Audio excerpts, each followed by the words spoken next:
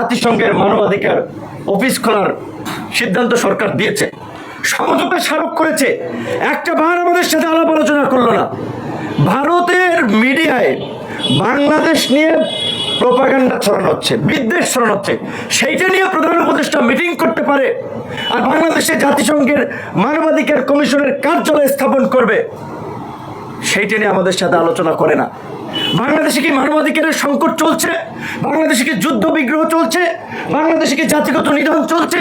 বাংলাদেশকে আফ্রিকা অঞ্চলের মতো লাইবেরিয়া, মৌরিটানিয়া, ফিজি, নাউরু এই সমস্ত দেশের মতো পরিস্থিতি?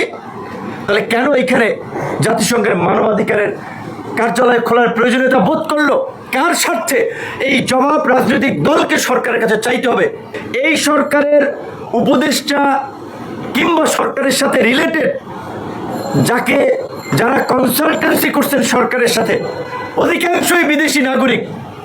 তাহলে কি এখন আমরা ওই যে সমস্ত কথা বাজারে চাউর হচ্ছে, যে সমস্ত কথা আলোচনায় উঠছে, আমরা কি সেটাই ধরে নেব এই সমস্ত বিদেশি দ্বৈত নাগরিকত্ব নিয়ে তারা এসেছেন বিদেশি এজেন্ডা বাস্তবায়ন করার জন্য?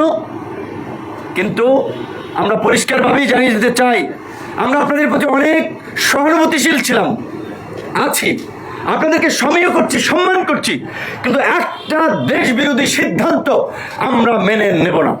প্রয়োজনে আমরা আবার ছাত্র জনতাকে নিয়ে রাজপথে, যদি আপনাদেরকে রাজপথে আমাদের নামা লাগে, আমরা কিন্তু তাই নামবো।